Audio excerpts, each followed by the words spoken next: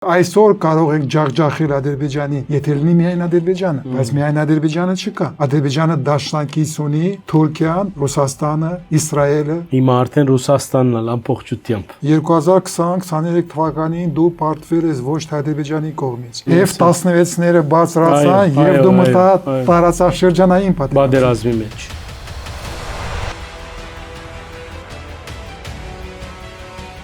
Այսօր մենք վիճակի մեջ ենք, որ կնկատենք, թե մենք մեր հագարագործը Ադրբեջանը կշարունակի զինվել, արդիականացնել իր բանակը, օրվա համահունչ մեթոդներով համալրել իր զինված ուժերը բոլոր ոլորտներում վրա եւ մենք կարծես ստիպված ենք մտնել այդ մրցավազքի մեջ սպառազինության բոլոր մագարտակներով։ Մեզի կհաջողվի այդ մեկը մենք այդ ձևով գրնանք Ադրբեջանի հետ լեզու գտնել թե զուտ մենք բարձավես մեր հանրույթին ցույց պիտի տանք որ մենք բանակ ունենք ուժ ունենք անտին Ադրբեջանի հետ խոսենք այսպես որփի հոգեբանությամբ բարդվածի հոգեբանությամբ եւ հնարավորինս զիջինք որ գացան չբայթի եւ Ադրբեջանը չհայնանա մեր վրա, ինչպես կդիտարկեք այս ցավոտ իրավիճակը, որտեվ այն պատերազմը, որուն ավարտը բարդությամբ էր մեր, ինչը հիմա մենք այդ փերանդակ ենք, քիչ առաջսիկ մենք 94-ի հաղթանակի փերանդակ էինք, անոր համար մեզի եկավ բարդությունը, հիմա մենք բարդության փերանդակ ենք։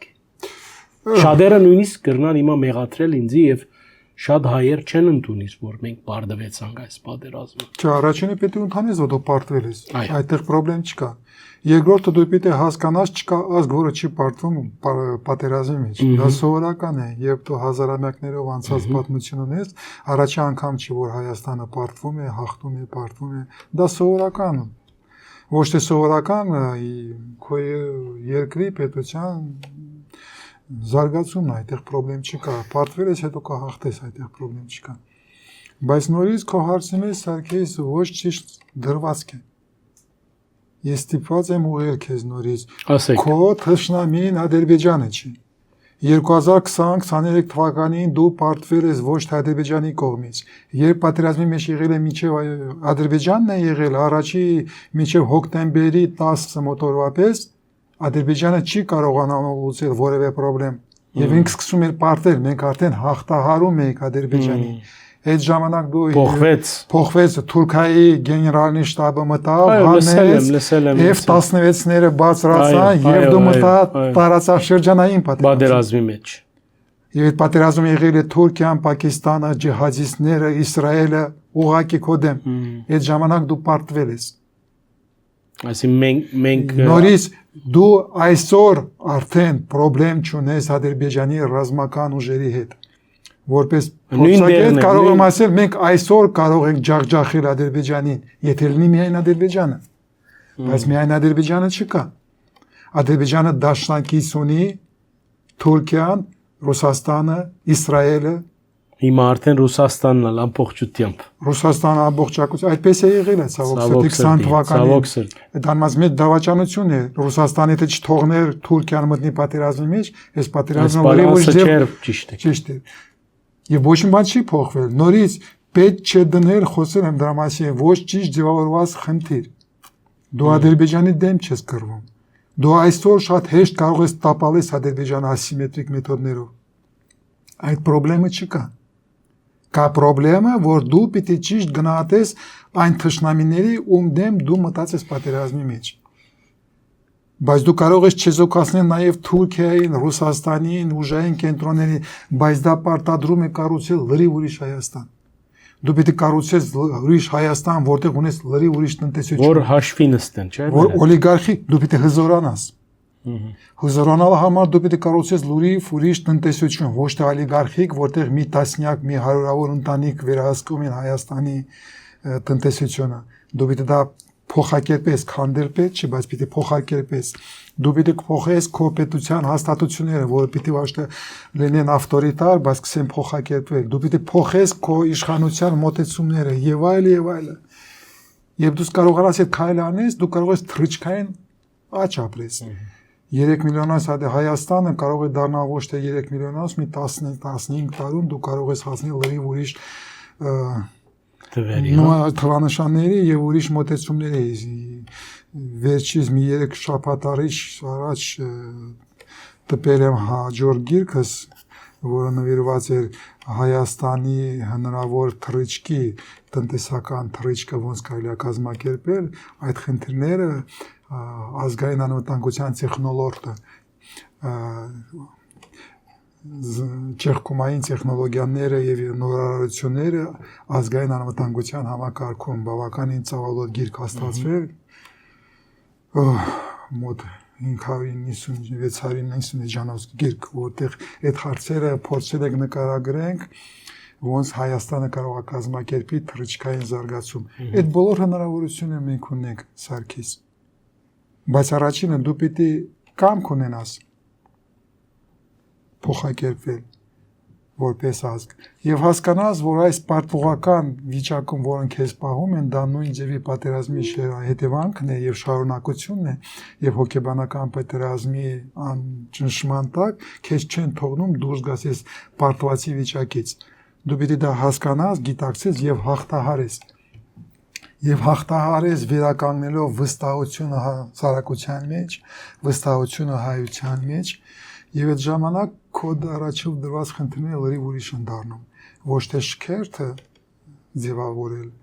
բայց ոնց վերականգնել համազգային հայ ազգի վստահությունը եւ այս իշխանության օրոք մենք ունենանք այդ թռիչքը։ Ոչ, որտեղ իշխանությունը դրել են վախի վրա եւ պարտության վրա եւ պարակտման վրա։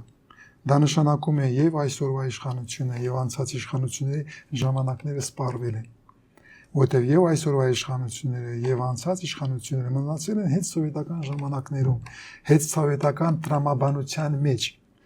եւ իրանք իշխանությունը տեսնում էին, տիրապետում էին եւ կիրառում են հետ սովետական մեթոդներով, որոնք վերջացել են։ Սարգիս, այդպես շարունակել ճանապարհը 21 դարում չի ստացվելու։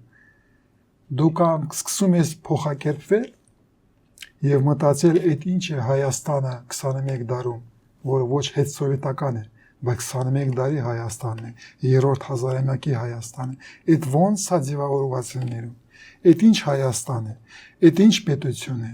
այդ ինչ հասարակություն է, այդ ինչ տնտեսություն է, այս փոխող տնտեսության մեջ, որը թվային է դառնում, տեխնոլոգիա, տեխնոլոգիական է դառնում։ Մինչև դու որպես ազգ այդ խնդիրները չսկսես ձևավորել եւ ձևավորելուց հետո դուրս չգաս քո ազգին ասես կա ուրիշ ընտրություն, կա ուրիշ ճանապարհ, իմ ազգ, եւ մենք հիմա ունենք ընտրություն։ Մինչև այդ ընտրություն չեք ունեցել, դուրս եք եկել սովետական միությունից, դուրս եք եկել մեծ եղերնից, հետո դուրս եք եկել սովետական միությունից, անցել է 30 տարի, մեծ եղերնը շարունակվում էր Արցախում, չեք վերջացրել, կամ փոխում եք մեր ճանապարհը այս խաչմերուկում, ընտրում եք ուրիշ ճանապարհ դեպի ուրիշ Հայաստան, կամ այս ճանապարհը 5 տարուց հետո, 50 տարուց հետո նշանակություն չունի, վերջանալու է։ Դու չես կարողանալու Հայաստանը պահես այս սահմաններով, եթե սահմանափակես հայ ազգը միայն այս սահմաններով։ Եվ ամենից մեծ սխալներից եւ պատերազմի իմ ազգի դեմ իշխանությունների կողմից այն նկարն է, որ ինքը տոշին ա դրել, այս փոքր Հայաստանն, որ ես սահմանափակվում եմ այս Հայաստանով, ես սահմանափակվում եմ Արագածով, դրանով կիսելով Արագած Արարատից, ճեղք մտցնելով իմ ազգի մեջ։